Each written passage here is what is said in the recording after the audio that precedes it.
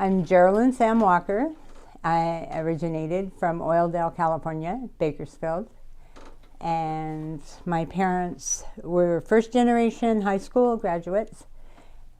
Both of my parents' families were from Oklahoma, which was really interesting because my dad attended 27 schools because my grandfather was a roustabout and traveled for work. And my other grandfather was a farm laborer, and they went all over the place. Very poor and uneducated people. They did their best, but then both my parents graduated from high school. With my father attending 27 schools, he learned to be a great athlete. And once he graduated from high school, he went to work with the Air Force and never spent a day other than basic because he was an athlete. They flew him all over in a C-130 to play football, baseball, winter camp, and play against professional baseball players. And then I found out, as growing up, he cannot read or write. He was a functioning illiterate, and he learned to memorize everything. So as a kid, I'd say, hey, read me this. He'd say, no, you read it to me. I'd read it to him, then he'd memorize it and read it back. I had no clue he couldn't read or write. My mother was extremely intelligent, worked for the district attorney's office for Kern County, and that was our biggest conflict. My mother wanted an intelligent, beautiful little girl, and I was a big, jolly green giant athlete. My dad wanted a boy, so he made me a boy. My mother wanted a girl, and I was never smart enough or good enough the whole time I was growing up with them. I didn't fit because I wasn't a boy, and didn't fit with my mother because I wasn't a girl, frilly. So I was never good enough for my parents. It was a tough raising because you didn't know. Then I later found out, I thought there was something wrong with me as a kid growing up, and found out my dad was a closet alcoholic and became an opiate user. And I think most of that was due to the fact he never felt good enough, because once he started slowing down athletically, then he became worried about dying. So from the age of 30 to 75, he was worrying about dying every day and forgot to live. I learned that lesson from him and was never going to do that. Once I got out of the house and went on with my life, I never did anything. The worst thing you could tell me is, you're a girl, you can't do it. I got suspended from school the first time because I was playing baseball with the boys because the girls couldn't keep up with me. I got suspended from school for wearing pants because at that time we all had to wear dresses, and I wore Levi's instead of a regular pair of pants on our pant day. So I had a lot of trouble conforming that way, and I was such a strong-willed kid that it drove my mother crazy.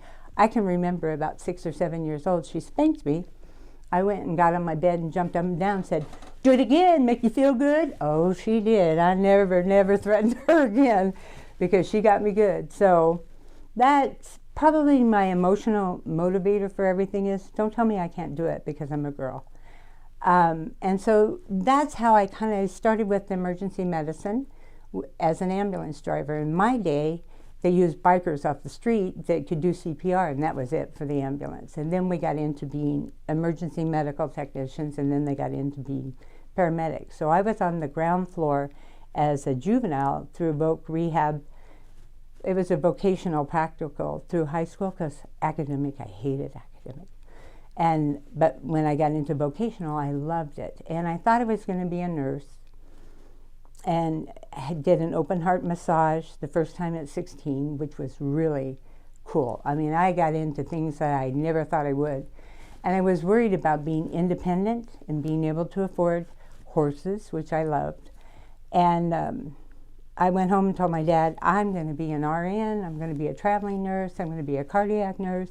And he said, you're so stupid, I wouldn't waste a dime on you in college. And that's when I shut that down and thought, I'll never make college. As a kid, you get weirded out when your parents think you're not going to be successful. So I left that, went on to my careers, never made my mother very happy or my father very happy because non-traditional. I can drive a truck. I used to drive a 3-speed stick, 4 overdrive, and then a power box in the old power diesel. So I learned that, and I loved that, made good money. I was always looking for something that made good money. And then I kind of, through coroner's office, through the ambulance service, we used to do removals of bodies for the coroner's office through the ambulance, because it was all private industry in California where I was at that time. And I learned the law enforcement part, that I really got interested in investigations. I really liked that part. Had I thought I was smart enough to go to college earlier, I probably would be a researcher, because I love to interview people. My grandfather, who never got past the 5th grade, was, and didn't talk, but what he taught me was to study people and study animals. You watch their behavior, and I kind of became a behavioralist because of my grandfather teaching me. And I learned as a kid, if your parents twitched a little bit this way or this way, run and hide or go away and get out of the situation. So I had learned to be able to read body language fast. Fight or fright, those things you can see on people and stuff.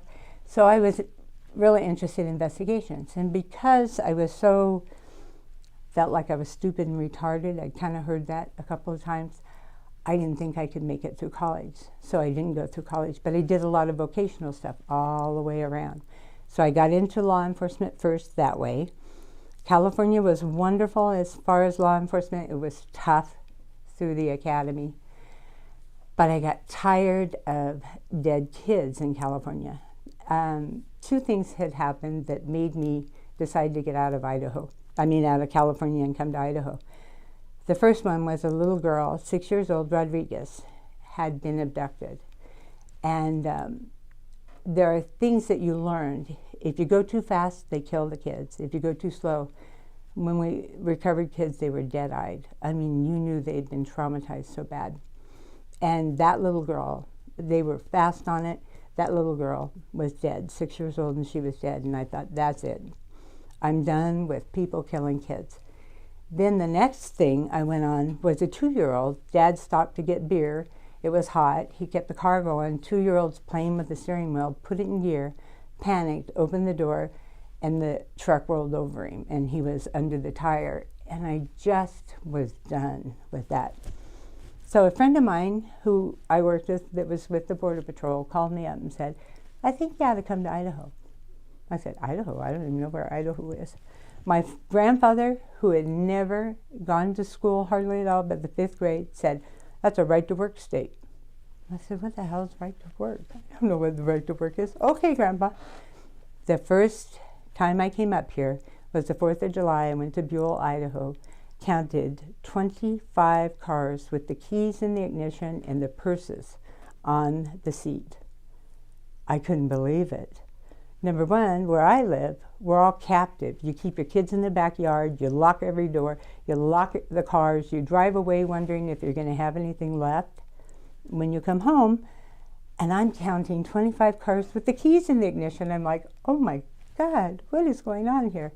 And it was all based for kids. It was just a fun thing. They had a trout scramble, they had everything, and I thought, there's a different life outside of being captured in your home in California and working.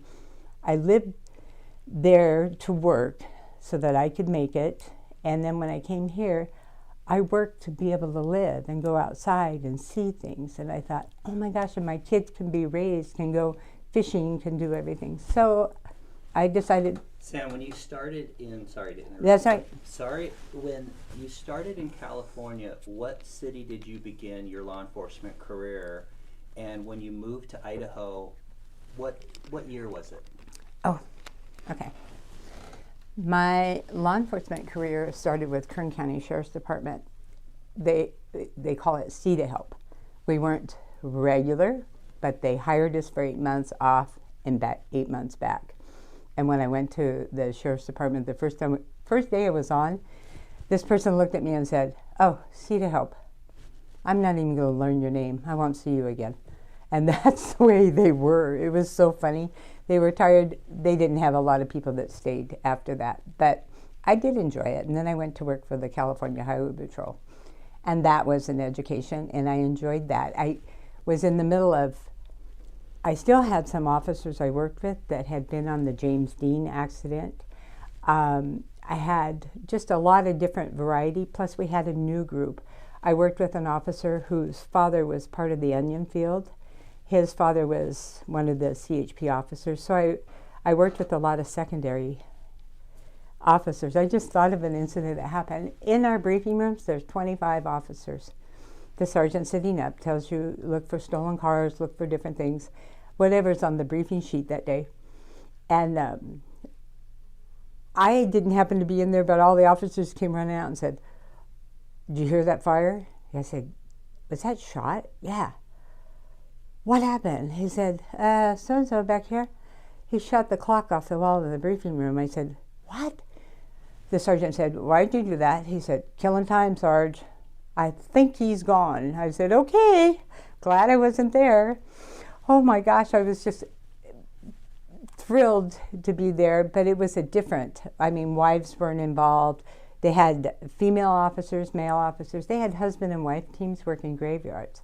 So that was the type of law enforcement professional. If you had a bomb, you had a bomb squad coming from Bakersfield Police Department, all of those things. When I moved to Idaho, and that was about 1989, I moved to Idaho, and one of the first things I learned very fast is in California, do you have a gun? In Idaho, you say, where's your gun? And they'll produce your gun. The other thing is, I used to say, how far is it to get to Buell, Idaho, from Twin Falls? 10 miles. No, how long does it take you to get there? 10 miles. No, how long does it take you to get to Boise? 90 miles. And I'm like, I don't understand. Here, the two things you ask, how far is it? Because in California, it's how long it took me. 5 miles could take you 3 hours. 5 miles here is 5 miles. And the other part was, do you have a gun? In California. And Idaho is, where is your gun? And the other part that was so interesting about, because you'd watch Suspects in California, and I don't care if they had the gun in their hand. I don't know what you're talking about. I didn't do it. Here, you'd say, okay, did you do this? Yeah. And my grandma stole the snowmobile, and my grandpa stole that. And I'm like, oh my God, these people are wonderful. I just love Idaho. That was such a difference and such a cultural difference. But they did not have a lot of female law enforcement. So that's where I asked one of the most popular sergeants. I was working dispatch and asked the most popular sergeant there, I said, where are your female officers? And everyone loved him. Everyone loved this guy. And he said, no cunt is going to be in a car here. I went, oh, no, you didn't just say that to me. You just didn't. I came from California with all these rules and regulations. The sergeant tells me no cunt is going to go in a car. Oh, no. Why? I said, why? No cunt's going to go in a car. And that was probably the worst thing you could tell me, because I'm making half of what they're making, and they're lazy, and I would do the work. It was so frustrating. So then I turned around and said, that's it. And then I saw a lot of gang activity moving in here, and I'd say something to the officers, and they're like, you don't know what you're talking about. So I had a kid, juvenile, 16, and I was working at a local PD in Buell, had walked up and started simulating a gun and stuff. And I said, where are you from? And he told me, and he had been on an aggravated assault in California, went and shot at his father. They said, California, this is how crappy California got. You get out of state, and we won't extradite you back. And I said, I moved 800 miles to get away from people like you. You are my focus now. And that was the end of him and starting the education. I really started educating the officers here. They didn't know what gang activity was. And so we went on a campaign to kind of be able to read the graffiti and know whose territory and stuff. So that started it. But what I did learn in law enforcement here for women is I always took something that they wouldn't do, such as crimes against children, crimes against people, domestic violence. The officers didn't want to do that. And so that's how I succeeded in law enforcement here. I took things they didn't want to do. If I stood up and tried to be the same officer they are, then it's like I'm taking away their magic of what they do. And it was really interesting because I had a bunch of old officers and young people starting. And young people didn't want to think that I could do what they could do. And the old guys, they kind of, I was pretty excited that some of the old guys secretly mentored me and secretly gathered me. In fact, I had a lieutenant who, I never thought I'd ever hear some of these things that he said, but he would sneak my uniforms out, take them to his wife, and she'd take in the seams. And I'd come back in and I'd go, oh my God, I'm getting fat in this job. Oh my God. And nobody said anything to me, but my uniforms kept shrinking. And then about a month, and I'm eating nothing but salads and everything, they finally start busting up laughing because she had taken in almost an inch on my uniform tops. And I'm like busting out of my shirts thinking I couldn't get on a diet. I couldn't make sense of it. So that's the type of thing I learned, that as long as they're teasing you or giving you a bad time, the old guys, they would, and if you could take a joke. And so it was heartwarming, but it was tough. I pulled over a guy one time in the area of Buell, and I went to walk up, and he was going 35 miles an hour and a 50 mile an hour. I figured it was the age thing because we had a lot of 80 and 90-year-old drivers, which you didn't see otherwise, but you do see here. And I walked up to his car, and California, we kind of went right side, left side here. They always made fun of me because I'd go right side because that was my protection. But I walked up to him. I figured he was an old guy, and what am I going to do with him? And he picked up a 357 hog like this. I was behind my patrol car so fast and my gun drawn, I had no idea. And he goes, are you that scared? I just wanted to show you I had a gun. I went, oh my God, I almost shot him. And so that was kind of the thing I had to learn, not to be overzealous sometimes, because law enforcement was their friends here. And oh my gosh, I'll never forget that. I don't even know how I got there. Muscle memory put me back there before I even knew what he was doing. And with working by yourself, which is really interesting, in the state of Idaho, you were lucky if you had at night, and I worked night shifts, over 25 officers on duty because ISP went home after the DUI part was done. So you had no backup. I had one county officer and I was city. And so I learned my city was 5 by 5 by 5. And they gave me an old Dodge Dart, I think it was. I learned you can't make a right or the engine would die.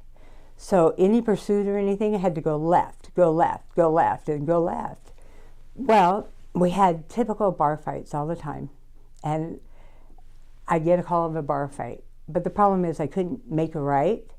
And so accidentally I discovered if I make a left with my red lights and sirens and go all the way around the city, all the way back to the bar, it would be done. The bar fights would be done.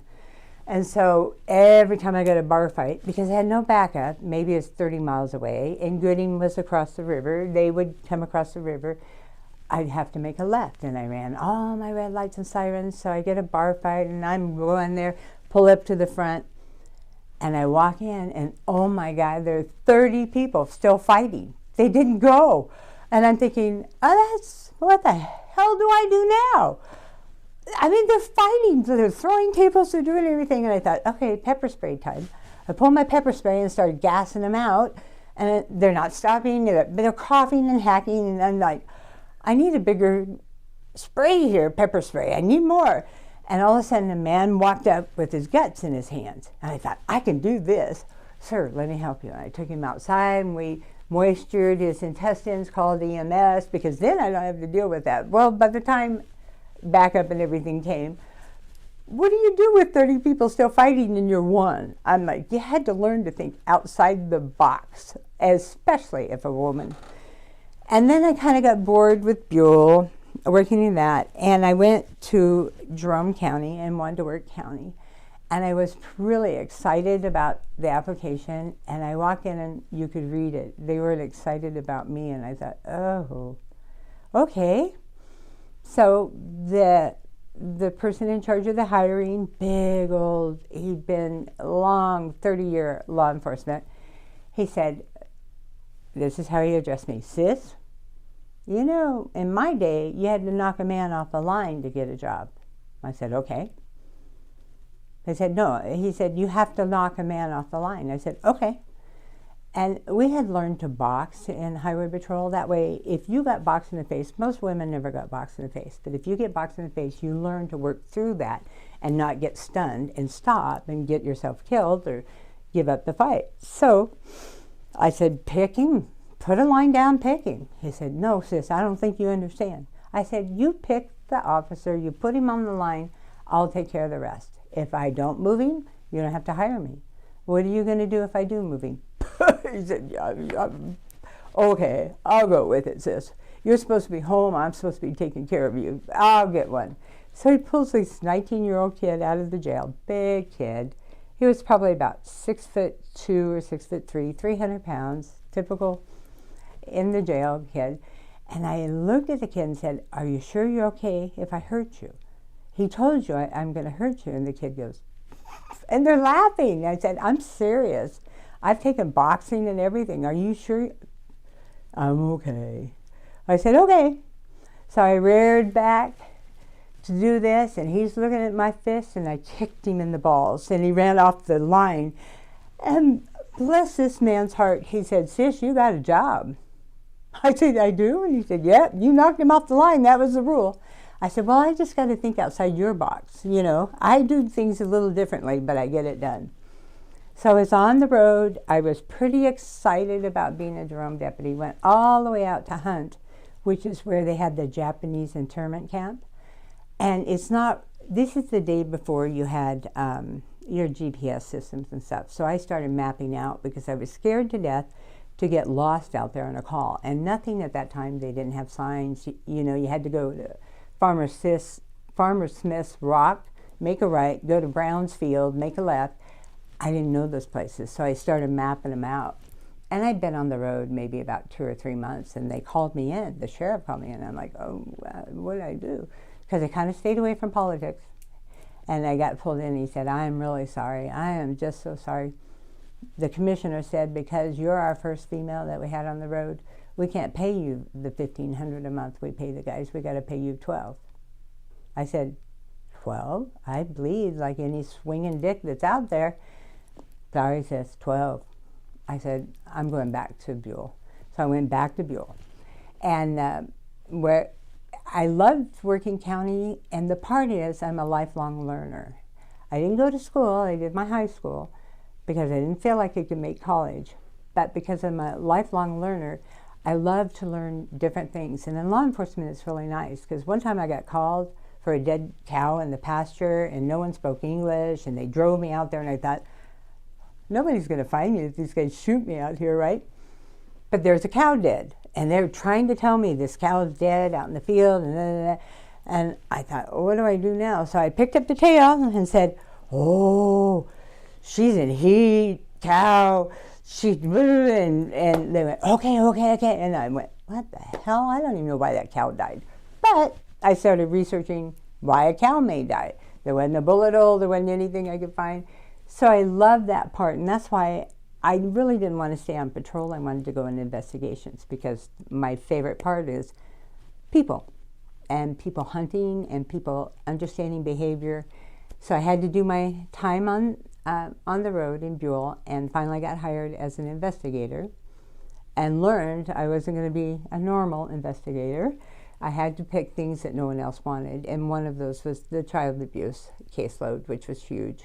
I never thought I'd stand and say, no, you cannot screw your sister. That is not normal. But I did here in Buell, when I was in Buell. So I didn't think that was possible, but I had to. And I started doing crimes against persons, and then I realized domestic violence. A lot of people didn't even want to deal with domestic violence. It wasn't handled properly for a long time until we finally got prosecutors and got educated. I became an instructor for domestic violence, rule instructor for law enforcement. And I always treated the domestic violence with a murder book, just like my victim would never be there. because your victim always comes back. That was their support, that was the family. So both doing crimes against children and doing domestic violence, I do it like a murder book. I timeline it, the suspects, because 9 times out of 10 you'll go to court and you won't have a victim. But I tried to push it through. And so I really enjoyed the investigating part, learning people, hunting people. Oh my gosh, I love to hunt people. Surveillance was my thing. I love going and checking and finding addresses and going all the way around that way. But 2 write-ups I've ever gotten in my career. First one was I was wearing a vest, a bulletproof vest, and no one else in the department had one. I brought mine from the Highway Patrol, and they wrote me up for it in the PD. And then the second one was an administrative review, because on December 31st, we found an indoor grow, hydroponic grow, one of the biggest ones they found in the state of Idaho. And I got an administrative review, which was usually reserved for an officer-involved shooting. No, I almost got fired over finding that. And thank goodness that the sheriff in Gooding County, Sean Goff, drove over to be a representative for me in that administrative review, which I still to this day have no idea why I did that, which resulted in the OCDF case of 7 years. And 2 questions about what you're talking about, though, Sam. So why did you get written up for wearing a bulletproof vest? Because I was so scared to be on the patrol that is not an authorized piece of equipment. Okay, and then the second time you got written up for finding the hydroponic grow, why? What was the allegation? What did they think you did wrong?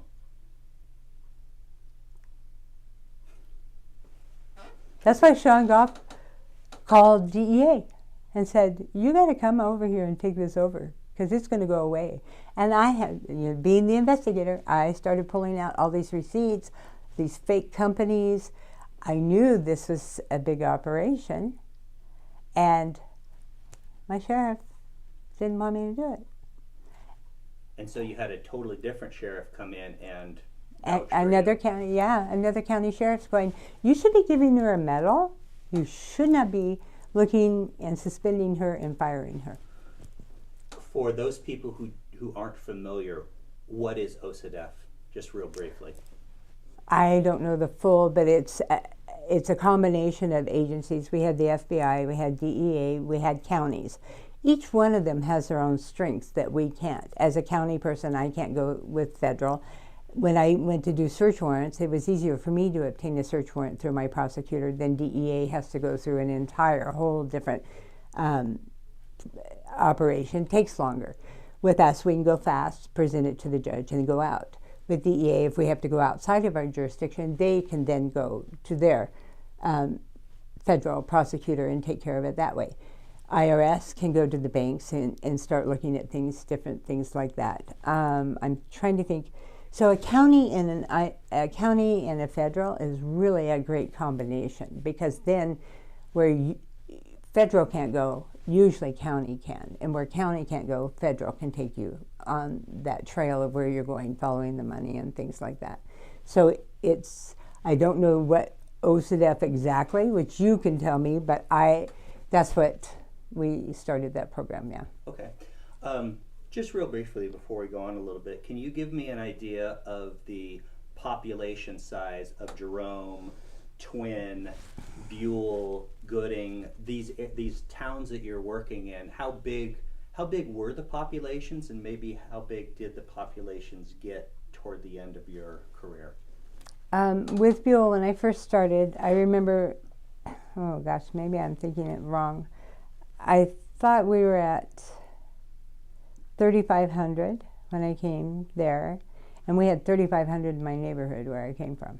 So 3,500 in Buell. I know that we were about 25,000 in Twin Falls, where it swelled up because everyone came to shop on the weekends, to a larger.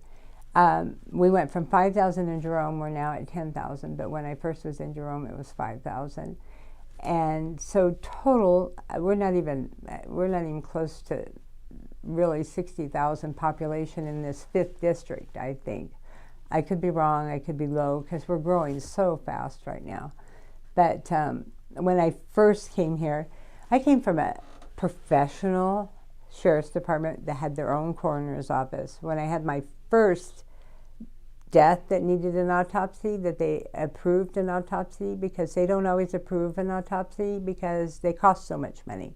And I fought that for a long time. I was shocked because we didn't have a coroner's office here. We didn't really have much. And I followed the body with the mortuary all the way to Burley in somebody's garage. And they did the autopsy in somebody's garage. I can't even remember. I was so shocked and devastated. I was pretty thrilled when Ada County finally put in a pathology and forensic autopsies up there. But that still, we had to drive with the body up to Ada County and witness the autopsy and gather the evidence there. That was a step up. There for a while, we had a coroner that refused to take fluids. So what we had to do, and we had a doctor who started doing that in the hospital, we would have to go out on the scenes of fatal traffic accidents and start taking fluids and temperatures and things like that, where the coroner's office used to do. So we really had to learn a lot of different skills. The funniest thing that happened to me is we got a bomb call. Bomb? Okay, call the bomb squad. You are the bomb squad. I said, I don't have any idea what to do with the bomb. You are the bomb squad. We have sweaty dynamite. Okay, call the bomb squad. There is no bomb squad. I couldn't get it through my head because we had bomb squads and everything where I came from. I'm like, what am I going to do? I didn't know the first thing about recovering bomb area and the cars and looking for the damage. Oh my God, I had to learn all of that. But this is how we handled sweaty dynamite, the investigators. We went to the basement where always it seemed like they discovered sweaty dynamite. We had to carry it up. We walked it out to the field and set it down and blew it up. I don't like anything that goes kaboom. I was scared. You have a vest? Nope. The other thing that was quite distressing, we used to have a lot of Beavis and Butthead meth labs.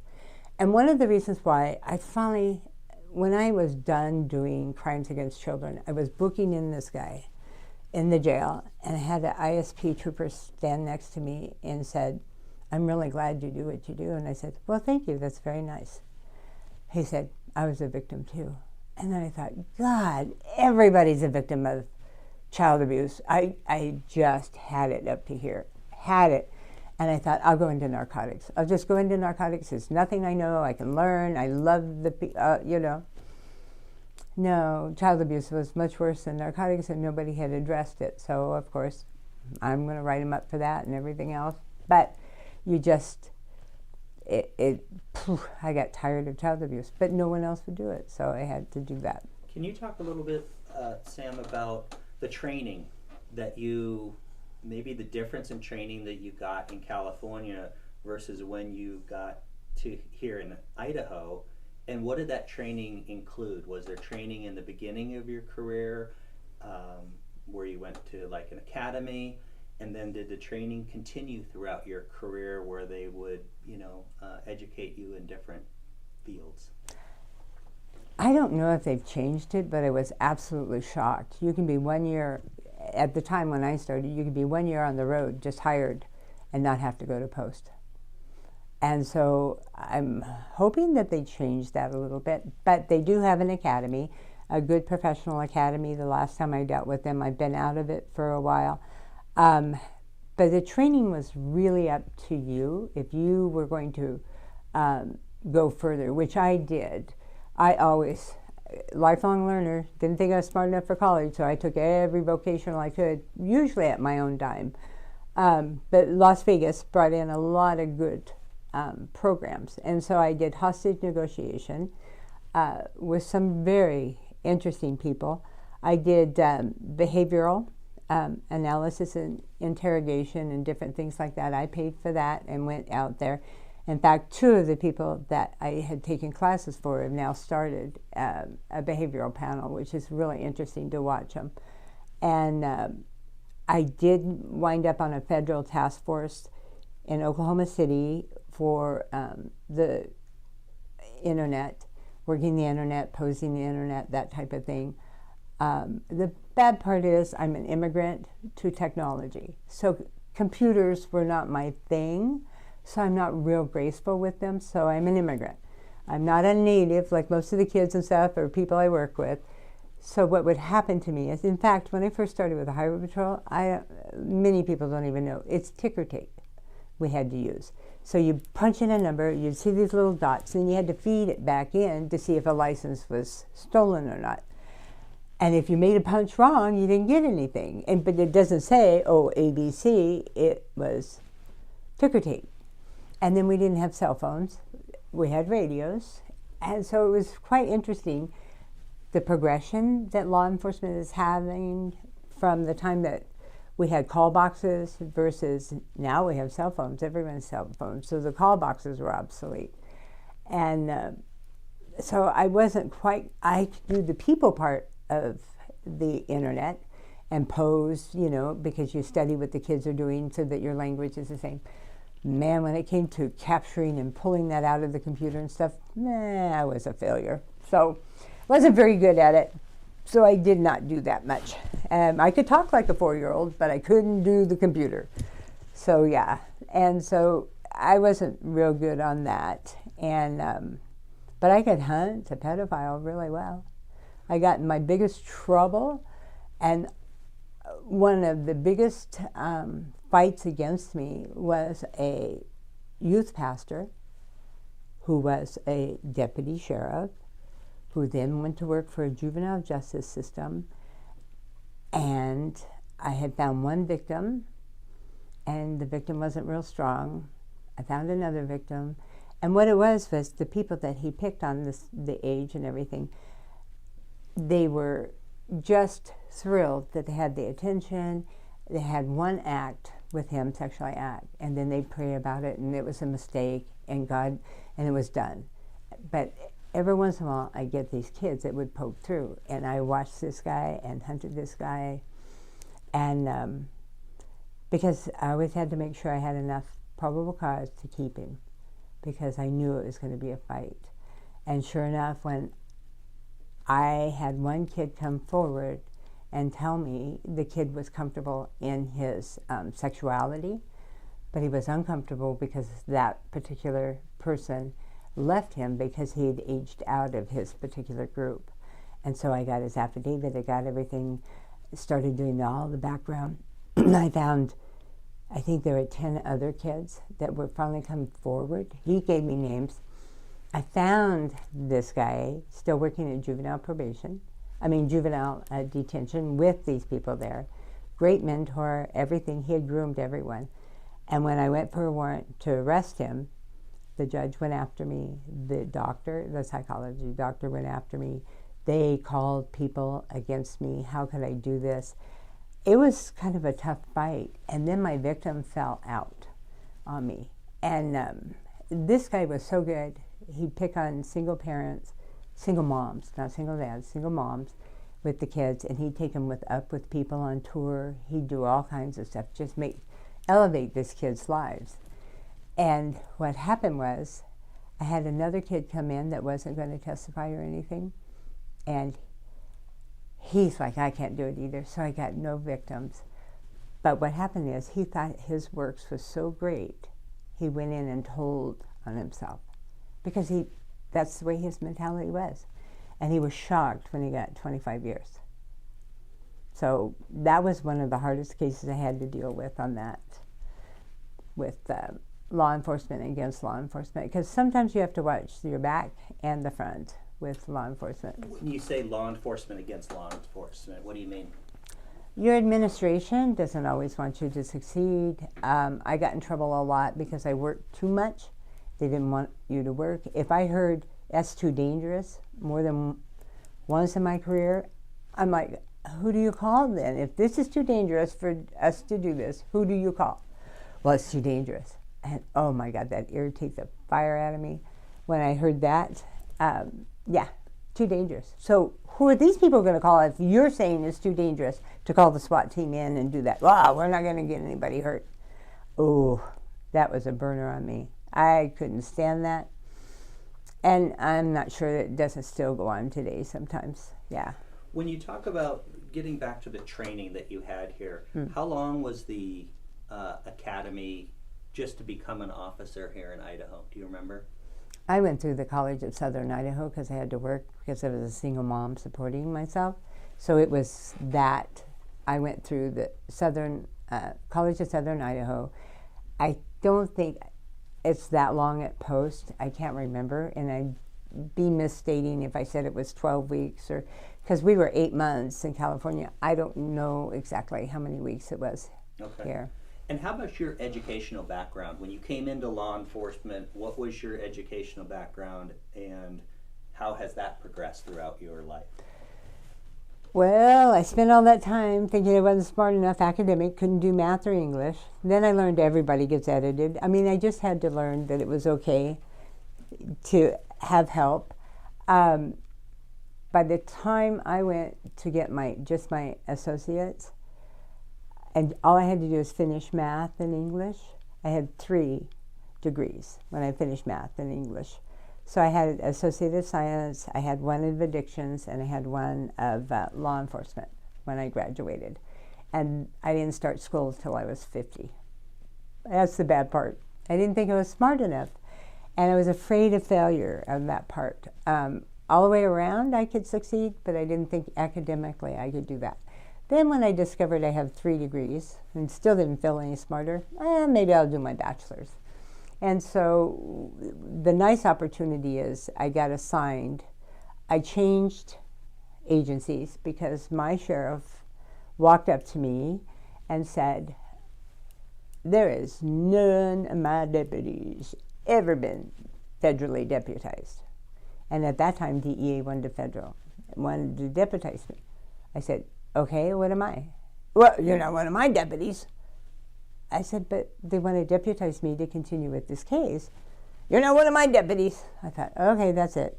I went to Sheriff Goff, who was part of that task force, and he hired me on so that I could continue. So this allowed me to continue with my education and go on with my bachelor's. And from the bachelor's, I went into the master's of human resource development and training. And I was very fascinated because I'm one of those older adults and they learn differently than younger adults in the brain and how it works. So I got really fascinated with the brain, learning, damage, how you can start changing that behavior, because I've always been a behaviorist. When I get done with that degree, what am I going to do with that in the state of Idaho? Nothing.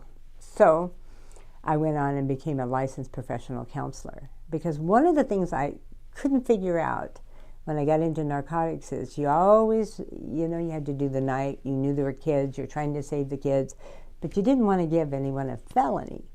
So when we finally get in there, there'd always be these kids and their mothers and stuff, and so always there was a parent somewhere around going, oh, I wish something would happen to help them out.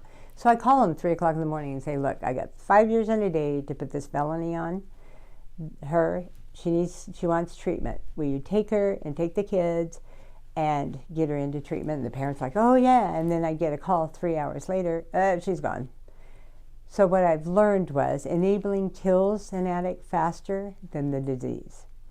And I enabled them. You hate to say that incarceration is a motivation for them to change, but it is a motivation to cut it off, change it, and give them the opportunity for treatment. Because at the time when I started narcotics, they didn't have treatment money for this unless they had been in the criminal system.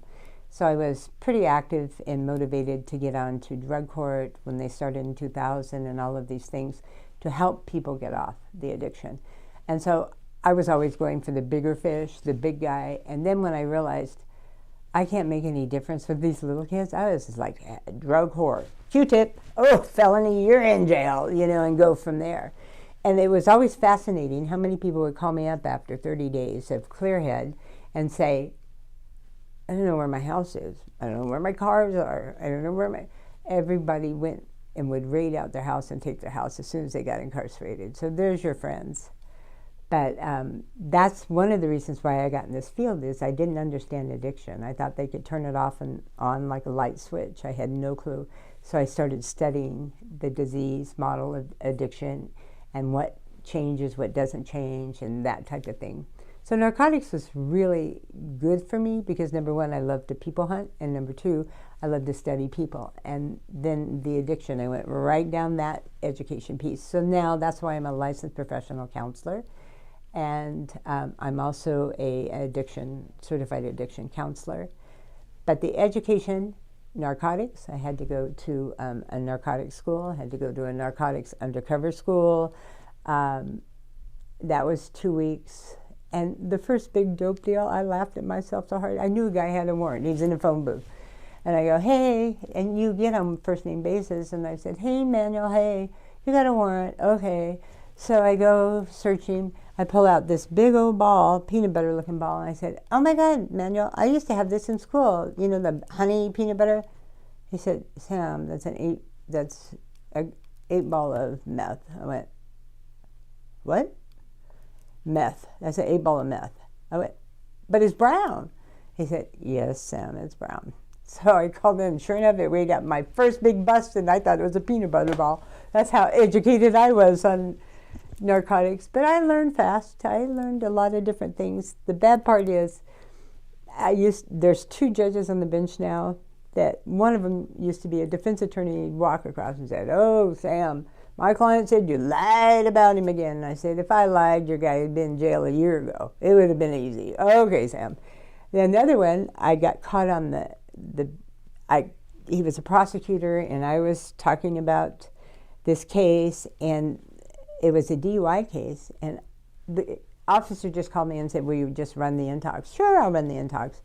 And I didn't observe him 15 minutes. I thought the officer had observed, cleared his mouth. I didn't know he didn't. He didn't know I didn't. So I'm on the stand, and the prosecutor found out, and oh, he was mad at me. I said, I didn't. I'm not going to change, you know. I'm not going to lie. Whew. But he still reminds me to this day that he couldn't even push me into lying. And I said, well, I sleep at night. I can't, and I'm not a good enough liar to remember everything. And he just laughs. He said, you're one of the best officers I ever worked with. So I said, okay. But it's nice to have that credibility with the judges on the bench who used to be baby prosecutors when I started. Just one last question for you, Sam. Can you tell me, throughout your career in law enforcement, how do you think that affected you personally or even your views on society? It's really interesting because I never lost. There by the grace of God go I. Oh, sorry. I didn't think it would make me emotional. Any point I could have been addicted. I never lost the humanity part. But I got so angry over what condescending, judgmental people that have no clue what these people have to live through. I watch people stick a needle in their arm and say, that's it. That's the last day. I'm never going to do it again. I pray to God I'm going to get my kids back. And they never could get sober. And yet I've watched people go, oh, you need to be sober. Just stop, stop, stop. But when that person went to jail and came out, who do you think went and got them? It's all their druggies. It was the connection. They did not, the connection. Drug addiction is the connection. Without connection, you have addiction. But everyone that judged them and condemned them never went and picked them up, never went and went through the struggle with them, just yelled at them and judged them about being sober. You should be sober. And I understand when you get tired of an addict, you have to divorce them. But I just, when I do those assessments with people, I always breathe hope and change because they can do it. It makes me very tainted on people who judge first, think they know this, and have no idea. I call them the 6 p.m. people in this area. 6 p.m., watch the news. Oh, yeah. Oh, Thank God it's not in my backyard. I'm with the 2 a.m. people. We are in your backyard. That's it. We are there. I had a commissioner so mad at me in Twin Falls County that I was an alarmist over methamphetamine. Alarmist. I said, really? He said, yeah. I said, why? He said, those people? Those people? I said, what do you mean, those people? Who are the people you're talking about? He said, you know, the drug addicts. I said, sit right here. I got permission. I went and pulled a gal in custody and brought her over and set her down with the commissioner. And it was the commissioner's, one of his biggest funders for his campaign, daughter, who was a cheerleader who had just graduated and been hooked on meth. And he opened up a house after that and started realizing that we need to start looking at all of this. In fact, it cracks me up how I'm so jaded on some of these people because, and I really am, we have had 3 completed suicides in the last 3 months, last 3 weeks of juveniles. 3 in this area right here. We got a hold of the school. No, we don't want to talk about it because then it'll just make it worse. How much worse is 3? Let's do some education. Let's get some peer support. If kids aren't going to talk to adults, maybe they'll talk to others. So, no. I do an 8-hour DUI education class, drug and for impaired drivers, with a live victims panel. I've had some great professionals in the area just really excited about it, thinks it needs to be in the school. So he's like, oh, we got to put this in the school. I said, I will do it for free. He went over to the school and goes, oh, no, that's true. Not for our kids. And all I want to say is, have you been watching TV? Because it's 10 times worse on TV. It's just different when you have someone face to face with you. So I will never forget, by the grace of God, I could be on the other side of the fence. I'll never forget that. Perhaps I break a bone. Perhaps my back is injured. I get opiates. Maybe I'm so hooked. I know I won't be because I pay attention, but I'm not going to guarantee it. And so I never want that judgment. So it makes me tainted when I watch people ignore things that are really there, the 6 p.m.s. And then I'm tainted when we always make our children suspect long before victims. And so I have to deal with the fact my kids were always at fault before they weren't, until I found out the whole story. There are certain triggers that I have a hard time with. Of course, we all in law enforcement never put our back to the door coming in. We always make sure that we scan. I mean, we're terrible people to visit with because we're like this the whole time. In fact, I went on a ride-along not too long ago, and I probably did surveillance with this particular person 10 years, and had we done surveillance together now, I probably would have never married him because we had to talk. We're out there the other day, and I'm on my phone, he's on his phone, and he goes, you know, we probably, look at this, we're gaming. We never had to talk in those days. And I said, oh my gosh, that's right, because we don't communicate. So we have to disconnect our devices to communicate. So that's changed. I had to figure that out, that people don't talk anymore. I don't like that part. We need to communicate. Little kids, or something like a dad will say, oh, I trigger terribly. I can't tell you how many times I've heard, it was just a massage. So if a father that's sitting with me, a friend, goes, oh, I gave her a little massage, I'm like, oh, so I have a horrible time with that. I trigger really fast on those keywords, key things here and there. So, and I'm working with a population that comes out of the criminal justice system. And if something went bad right now, I'd much rather be with all those guys because they don't sit and wait. They get up and they survive. So who better to help you stay safe? If we had a riot, we'd all be barricaded and we'd be doing something. And they'd say, oh, I got a gun. Here. You're not supposed to have a gun. Doesn't matter, I got one here. Than I am with someone who's going to sit on the curb and go, someone's going to help me. No. So I'm very tainted that way too, that with our people. I'm much more comfortable with the population I'm working with. And in fact, I sat down the other day and it shocked me. I had 11 people in the class. I just counted kids. And out of those 11, there are 25 kids that have been a victim of their parents' addiction. 25. And 3 of those people didn't have kids. So if we can make a difference with those 11, and I taught them the other day, they inherit your recovery. They don't inherit your addiction, which many of them are just devastated because they won't even see their kids or anything because they don't want them to be addicted like they are. But giving them the hope that they can come back and be a parent and that they'll inherit that recovery and addiction. I mean, not the addiction, but inherit the recovery. It gave them hope. But that's 25 kids we might be able to change the path that they're on now and give the parents the skills to go back. So it's tainted me that I need to do something and can't bitch about it, but I got to get up and move about it. So this is retirement.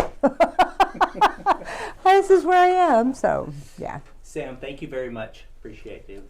You're welcome. Telling your story. Oh, thanks.